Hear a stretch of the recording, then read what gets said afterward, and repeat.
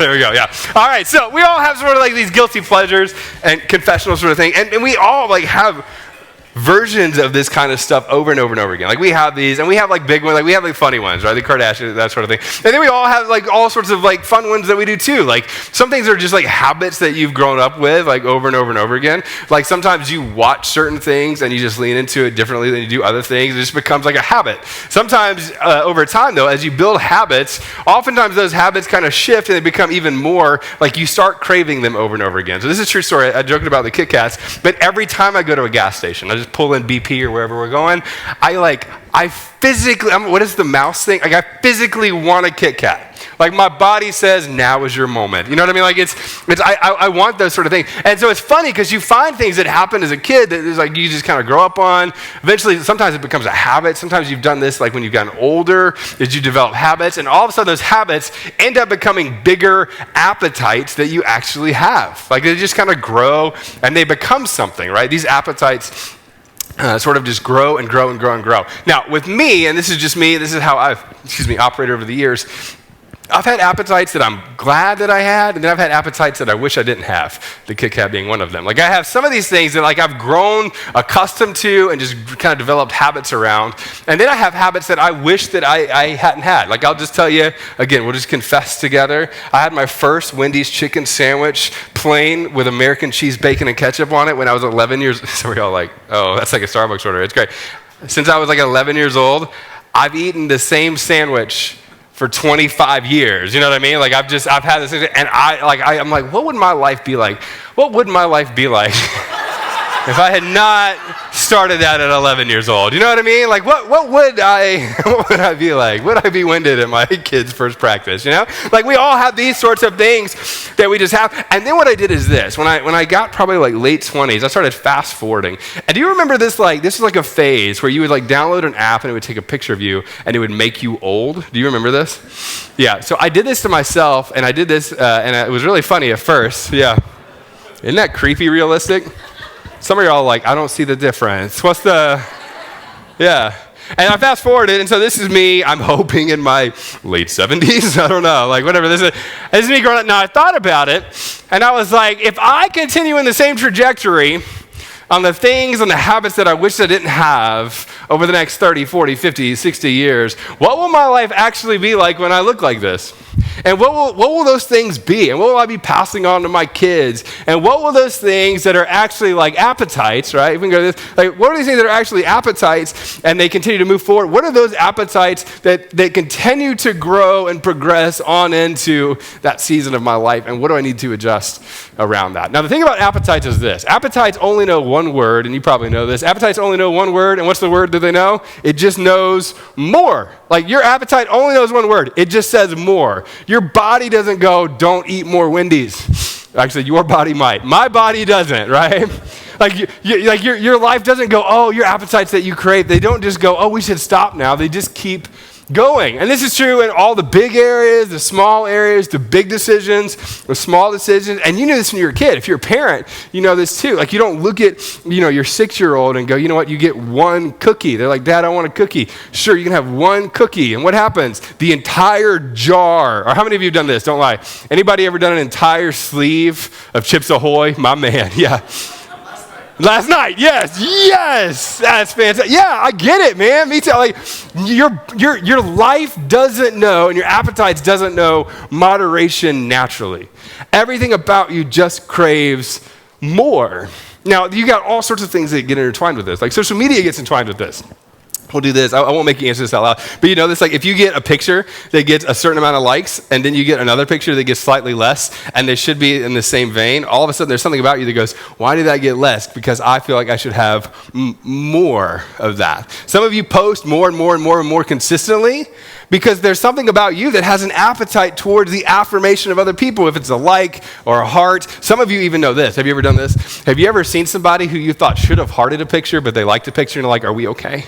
You know what I mean?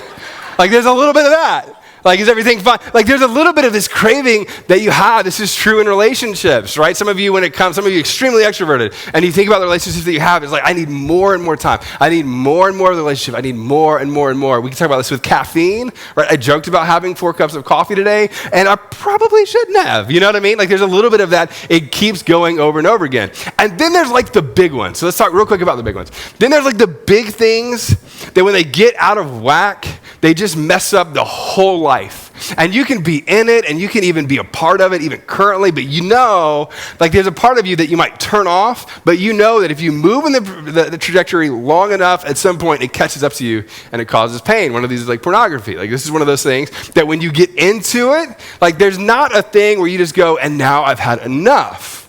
There's just a part of you that says, more. Your body and your mind and all of the little things that release in your brain just crave more. The same thing is true with gambling. So you have this when it comes to gambling. There's all sorts of things. Alcohol is another big one. Everybody's like, do you believe that people should drink? And I always laugh like, well, no, Jesus turned water into grape juice. No, I'm kidding. He turned it into wine. Like, it was wine. You know what I mean?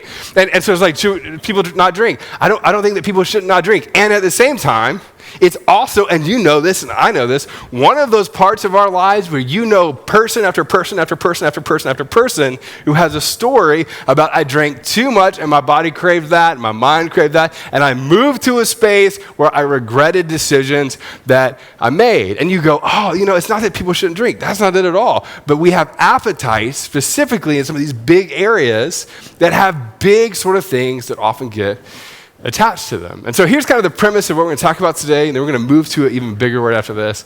But that's this. That appetites, right? Appetites will control us if we don't learn to control them. And this is just true. And you know, you teach your kids this.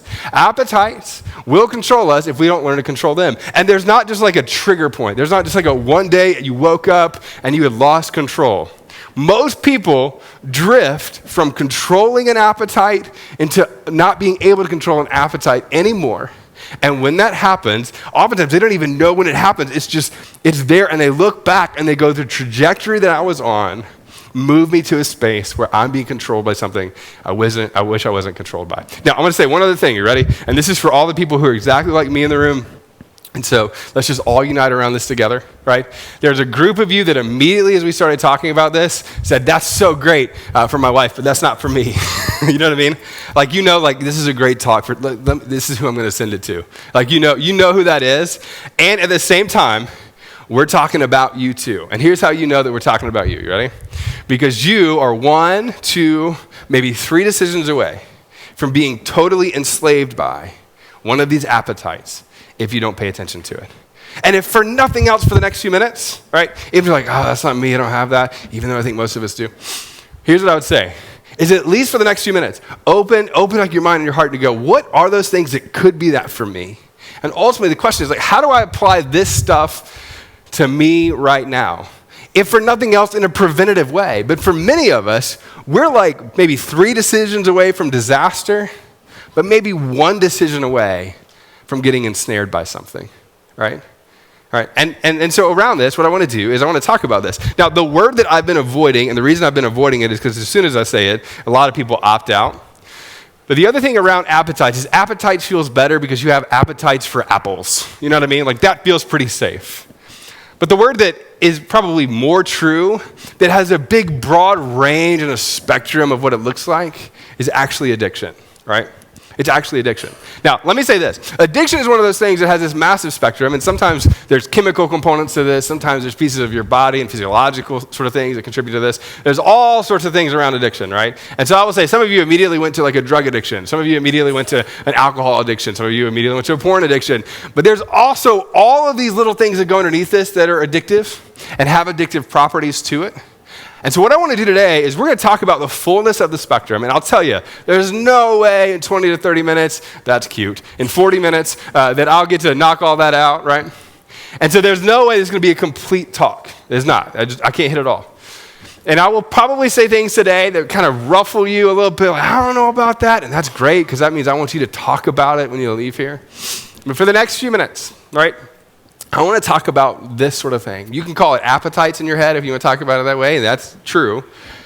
Or you can call it addiction. And most of us have a range of what that is. And most of us, at some form or fashion, are either currently addicted to something or right on the cusp of being addicted to something based off of a decision or two that we can make. Now, I want to talk about this word for a minute. It's an interesting word to me. I love doing word studies and stuff. So in the 1500s is actually where this word actually started to begin to be formed and talked about. It's actually connected to the law, right? And so oftentimes early on when it was talked about, it was described as a judge enslaving somebody else specifically around a debt, right? And so what happened is, back in the 1500s, if you had a huge debt, what would happen is the judge would levy something on you, and you go, hey, now you're enslaved to the other person until this is paid off, or until this is taken care of. And eventually what happened over the years is it just became a word that moved from just something that was handed to you to talking about compulsive behavior that oftentimes we all find ourselves in. And the connotation of it began to broaden, and it continued to get bigger. And a lot of people use addiction specifically to talk about substance abuse, but come on, let's just knock that out of the water.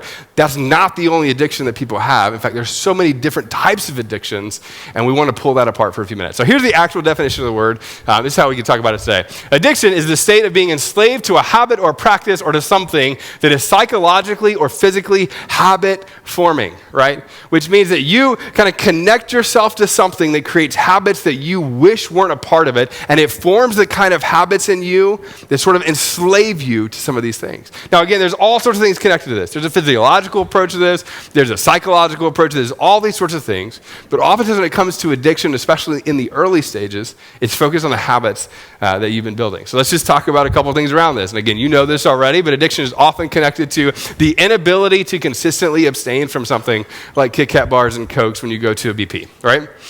Like it's just, you just can't find a way to stop. You just do it over and over and over again, right? There's the impairment of behavioral type control that you just can't figure out how to get your behavior into where it needs to be. There's a craving or a hunger that you experience that almost feels like a reward in these moments. And then oftentimes, and this is one that I've experienced quite a bit, is there's a dysfunctional emotional response that happens in those moments and while you're experiencing those kinds of things. You feel something that you don't think you should be feeling, and you feel it anyway. You feel pleasure around something that you don't think you should feel pleasure around, and you just have this weird glitch in the matrix, right? You know you shouldn't, but you do. You know you shouldn't, but you also enjoy it. And so this is one of those things that's not new. People have experienced this since, the first breath. It's kind of one of those things. And so it gets written about quite a bit. And it gets written about quite a bit in the scriptures. And there's a guy named Paul who writes about half of the New Testament. He's writing to an area of the world called Galatia. What's fun about this, if you've never read Galatians, there's all sorts of fun controversy around Paul. Paul comes in, he'll start teaching things, and there was a lot of Christians in that particular area who just didn't think he had authority, didn't think he should be teaching what he taught, wanted to do the kinds of things that they wanted to do, all of that sort of thing. And so then they just begin to talk about him as a heretic. And so it's within that context that he goes, hey, as you talk about that, let me show you what kind of authority I have.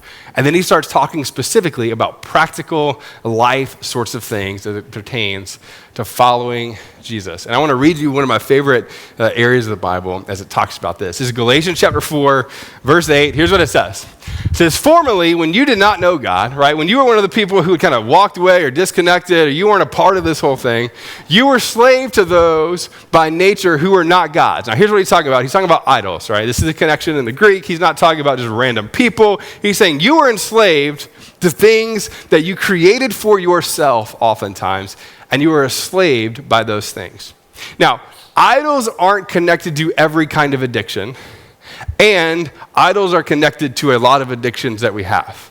The idol isn't the addiction itself. The idol is oftentimes the thing that you crave or want most, the thing behind the thing that's actually driving your behavior. I put in my notes to say this way, that the problem oftentimes isn't simply the addiction, it's the decision to create an idol somewhere in your heart, or the decision that somebody else made that affected your life and upended parts of your life that caused you to see something in a way where you now had a need. And the hard part about this spiritually is that there is nothing.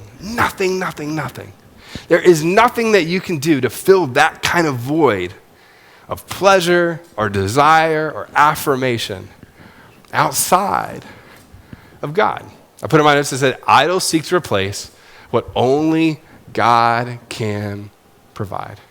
And the thing behind the thing The thing behind the thing, that's pornography, that's behind that, is oftentimes much more deeply connected to your soul than we like to imagine. Which means that every time you try to create just a new habit or a discipline on the surface level thing, without dealing with the thing that's underneath of all of that, you just continue to find yourself failing over and over and over again. So what Paul would do is Paul would talk to this group in Galatia, and he's referencing another passage that had been written years and years and years and years before. In fact, Paul referenced this particular passage over 40 times throughout the New Testament. It's in Isaiah, and I want to read you what this section that was written in Isaiah says around idols. It was written years and years and years before. It's kind of the thing that Paul is pulling from to teach this group of people about. And it talks specifically about idols and the damage they cause. And here's what the writer in Isaiah says. It says, "How foolish are those who manufacture idols." This person was an Enneagram 8. "These prized objects are worthless," as if you hold something that you've ascribed value to but is actually worthless. "The people who worship idols don't know this, so they are all put to shame." As in, you manufacture things in your own heart to essentially worship, to live for, to crave and to want. You build these appetites and crave and want them, and ultimately they leave you with shame. He says it this way. He says, "Who but a fool would make his own God an idol that cannot help him one bit? All who worship idols," and this is so blunt, this is so hard, "will be disgraced." And you don't feel that in the midst of whatever addiction that you're in. Like, you know this. Come on, you know this. Some of you have been addicted to things and you know it. And you just assume at some level that as I progress, that I'm bigger than that. I can overcome that. Nobody's going to know. I'm going to be smart enough, figure it out, all those kinds of things. Or, and this is the other one when it comes to health, this is one of mine. Like, you go, it doesn't bother me now. And then one day it does. And one day it becomes something that you wish that you could change and now you can't change. There's all of these sorts of things you're connected to. And eventually, shame, disgrace, that stuff gets connected to those decisions that have enslaved us. Then he goes on, he says this. He says, "Then he takes what's left and makes his God a carved idol. He falls down in front of it, worshiping and praying. And then after the damage and destruction has been done, calls out to the thing that has been grasped for and says, 'Rescue me. You are my God.'" And some of you know people who have had these sorts of moments where at the end of their rope, they find themselves actually enslaved to something and they recognize that that thing has actually become their master. And at the same time, there's a wishing that it wasn't, and where do I go from here and cry out for help? And there's nothing at the end of that rope.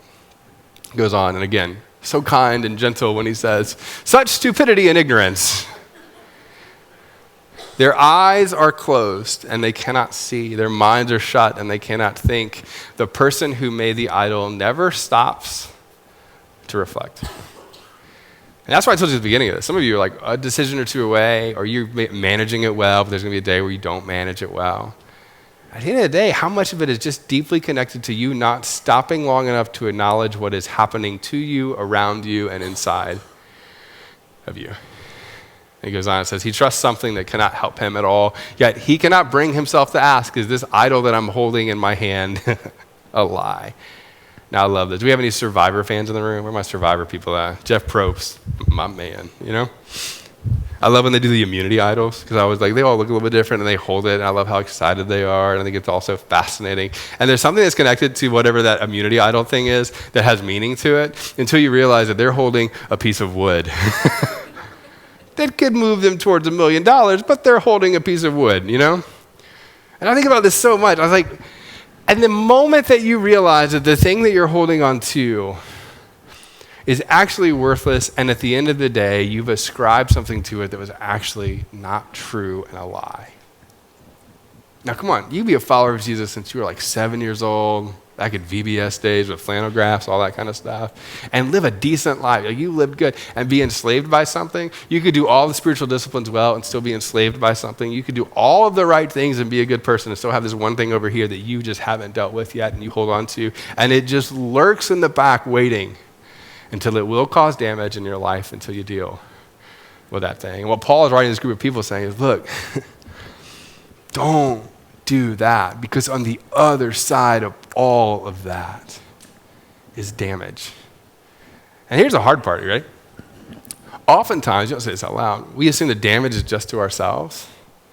But more times than not, it's also to that inner circle that we have, often to the next circle of people that we have. If you're a leader, you know this, that your decisions don't just affect you, they affect the perspectives of other people, your team. This is why when leaders fall, especially in like Christianity, it's always like when a pastor does something, everybody's all upset. You've seen so many of these stories lately. Like the assumption isn't that it just affects them, it doesn't affect their family, it affects all of the people who have their tentacles connected to whatever that thing is. You know this in your company, that when a leader does something that's just like, oh my gosh, why would you do that?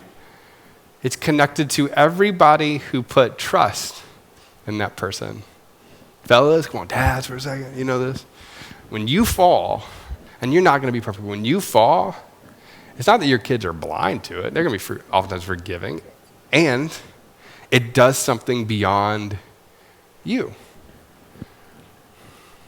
And so I think that's why Paul writes so passionately. And he pulls from this Isaiah passage that's so blunt and heavy.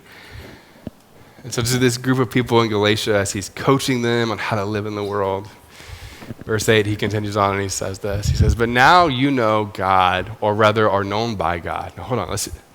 Like you know God, but more than that, the God of the universe knows you and the secret things and the things that happen in your soul, and not just the addictive sort of things, but like the thing behind the thing behind the thing that you actually crave. Knows those things. And how is it that you are turning back to those who are weak and miserable forces? How would you, in light of what God has done for you and how much he loves you, why would you turn back to those weak and miserable masters in your life? Do you wish to be enslaved by them all over again? And then he talks about freedom. And he says, it is for freedom that Christ has set us free. Stand firm then, and do not let yourselves be burdened again by a yoke of slavery. Now, this is one of those passages that's a little bit debated, and it's always fun to talk about, and it's really powerful, and it gets back to kind of a deep question about who you are as a follower of Jesus. But everybody look at me for just a second, all right? Just for a second. If I could convince everybody of this thing, and that's this, that when you come to Christ and you experience the power of his salvific work, and you experience the power of the Holy Spirit moving inside of you, through you, all that sorts of things. What the New Testament teaches over and over and over again is that you are no longer a slave to the things that have made you a slave before. Now, does that mean you just like wake up and it's easy? No. Does it mean that you just wake up and it's all done? It doesn't. What it means is that you begin to come more and more and more into the fullness of the identity of who you are and whose you are, and the power of the Holy Spirit that is working inside of you to give you freedom. I wish, this is just me, if I could convince every person who's a follower of Jesus of one thing outside of the resurrection, it would be that they would be convinced of who they are now. Because when you're convinced of who you are now, it shapes and changes the perspective of the things that have gripped not the layer of addiction up here, but 3 or 4 layers down to your identity and who you are. And so Paul's writing this group of people saying, look, it's not about this thing, it's not about this thing, it's who you are now. And he goes on, he says, look, I have the right to do anything. This is writing to a whole different group of people in Corinth. He says, I have the right to do anything, you say, but not everything is beneficial. He says, I have the right to do anything. And this is kind of his like echo around this principle throughout the New Testament. But I have not been mastered by anything. And I'll tell you, as a follower of Jesus, somebody who needs to consistently, like me, be reminded of who you are, one of the deepest questions that you're going to have is what has mastered you? What has its grips on you? What are those things that have gripped your mind and your heart and your life? What has mastered you? Now, I talked about a lot of things early on, and there's all sorts of things we could talk about, and you probably have things that probably come to your mind. I'll tell you what mine is. So I grew up single parent home, just me and my mom. I was performance driven as a kid, partly because of my personality, but because also that every environment that I went into, usually I was one of the few people in Greenville, South Carolina, who didn't have a dad there also. You know what I mean? So my son just started playing baseball. My wife took a picture of us like walking up to the field, which is so cool and so cute, and a little bit of this like for me, because he did really good that night. We won't talk about that. It was great. But I remember as a kid walking up there, and I went like this. I remember going, there's no one, everybody else is playing catch with their dad before. Everybody else has somebody to show them. I didn't have that. So when I would show up to spaces, there was like let me show you what I can do and what I can accomplish. Now, you know this, and a lot of you guys know this especially too. Like when you grow up in a context where you're proving yourself early, there's a component to this where you get good at proving yourself and you get obsessive over the things you do. Like when I wanted to pitch, this is my personality. I went out, we had a pitch back. I would throw 300 to 500 pitches a day. I would mark them down, strikes and balls, have entire games in my head because I was obsessed. So when I walked out on the field, no one was going to be more prepared for me than me. So I was going to be like ready for that. And a lot of those things get celebrated. You know this. A lot of addiction gets celebrated. Right? You see a lot of things get celebrated with people. Great job. And because up here, a lot of times it's good. And 3 or 4 layers down, until that drive is wrestled down, that just doesn't end. Why? Because appetites always crave all the other good. So there was never enough. There was never a good enough. I got to play, and I'm just telling you so you can kind of see, I played varsity baseball in Greenville as an 8th grader. I pitched against the number 2 team in the country, and then I ended up giving all of it up because there's a couple things. I loved music, and I went obsessively that way. And then when I walked away from that kind of stuff, because I didn't feel a lot of times I was done with it. I had done it. I had conquered it, and now I'm going to move on to the next thing. And that sort of thing just kept going. And you know this. When that sort of thing goes, eventually it's not just an appetite anymore. It's a thing that becomes an addictive nature that gets celebrated. Now, that same thing can lead you to medicate yourself on certain things because you just get so tired. That same thing can lead you to want affirmation from people who don't give it to you, and so you just continually lean into people to give you more and more and more affirmation. That same thing can lead you to go, oh gosh, I want more in other places. That same thing can make you feel like you conquered something and need to move on to the next thing. There's all sorts of things that it can get connected to, and it's all connected to one thing that's rooted in an identity. Some of you work 80 hours a week, not because you need to work 80 hours a week, but because you want people to know that you work 80 hours a week. Some of you, you know this. Some of you are addicted to things that you're addicted to, not because of the thing that lurks up here, because 3 or 4 layers down, you're looking for an escape from pain that was caused to you early on. And you don't know where to go with it. And so it turns into things that just become addictive habits that make you feel less of the pain that you feel when you actually look in the mirror and go, this is what's actually happening. I tell people all the time, guys especially, and women struggle with this too, but I can talk to guys about this. Like, pornography is not about sex. It's not. And you've got to figure out 3 or 4 layers down what it is. And you can have all the accountability in the world, and you should. You can do all the right things. And at some point, you actually have to do the soul work and the heart work of going, I'm gonna pull this thing apart so that I can find help. Some of you, come on, and again, it always gets weird because we're like the church that, people come with have doubts and questions about faith, all this kind of thing. So let's talk about alcohol just for a second. Some of you, people have looked at you before and gone, I just stopped being, that was a whole bottle. I don't know. You seem fine at the end of the night, but that was a lot, Like your spouse has looked at you before and gone, look, you know what? I don't mind that you drink, but at the end of the day, when you drink, I don't know how to say this. It just feels like you're numbing yourself at the end of the day. I had a friend, a remarkable guy. He was quietly an alcoholic behind the scenes and nobody knew about it, simply because at the end of the night, he was leaning into something to medicate pain that he had never dealt with. I'm not saying you shouldn't drink. I'm not saying that. But some of you shouldn't drink for now because you have an appetite towards something that's leading you to a place that you shouldn't go. And you're like, oh, that's what the preacher says. And that's true. And the people that I talk to have their deepest regrets. What is it? It doesn't go all the way back to, I just had a Diet Coke.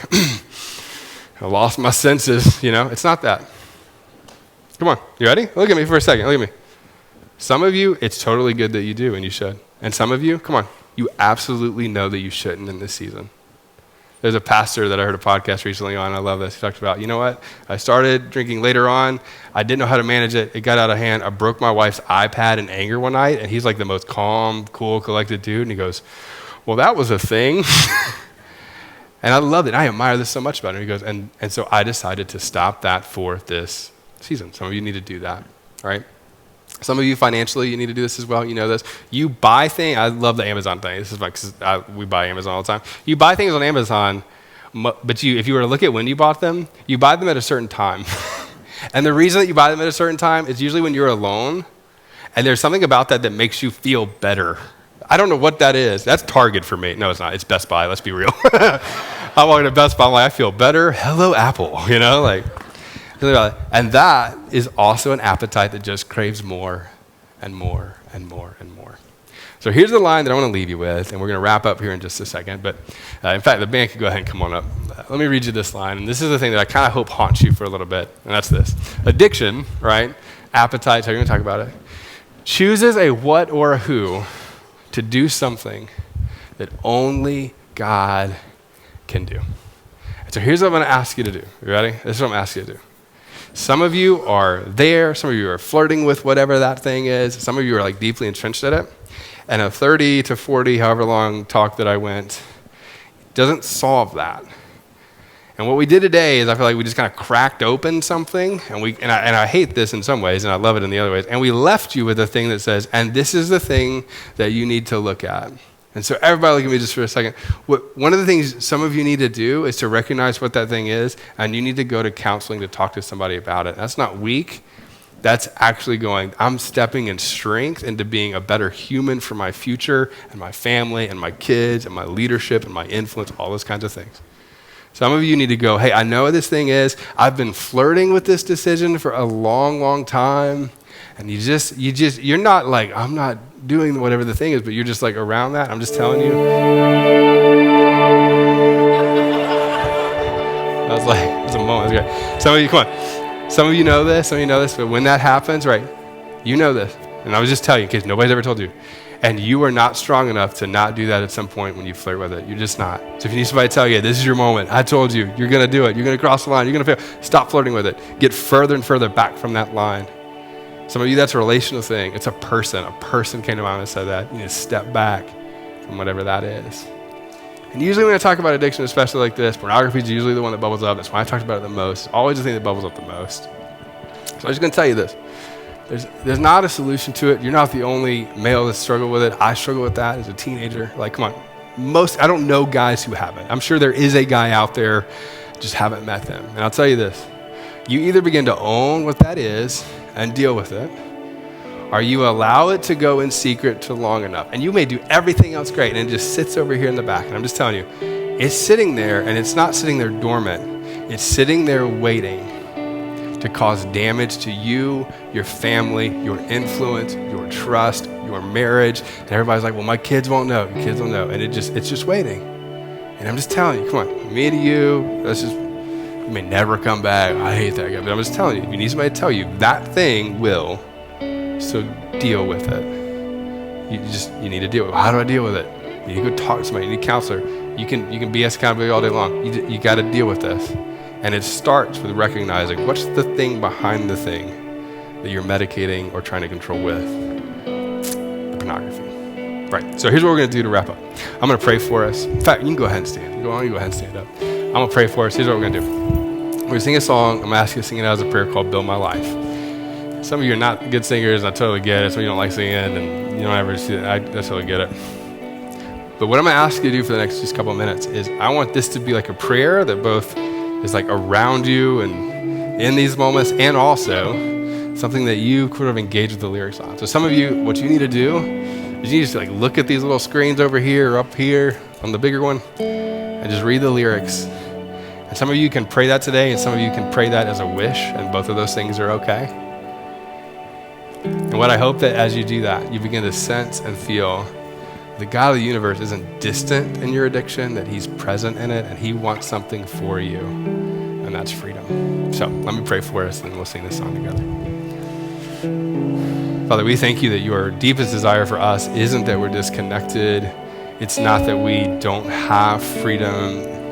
Your deep desire for us is that we are not enslaved by things that we shouldn't be enslaved to. And through your death and your resurrection and the freedom that you've given us, you have called us sons and daughters, and you have reformed and transformed our hearts. So help us do the transformative work of trusting you with that. But remind us that it's not just that you're not distant, that you're actually deeply close and that you're not far away. As we are about to sing, God, help us to build our life not on the foundation of our own ability or strength, not that, but on the foundation of what you did for us and the power that comes through you. God, we thank you in advance for the stories that a year from now would have said that they were damaged or that there were moments of great pain. But because of what you do today and because of the commitments that people make today to deal with those things, that the story a year from now is actually healing and peace and power over these things in the way that you worked in us. So we thank you for that. So in Jesus' name we pray. Amen.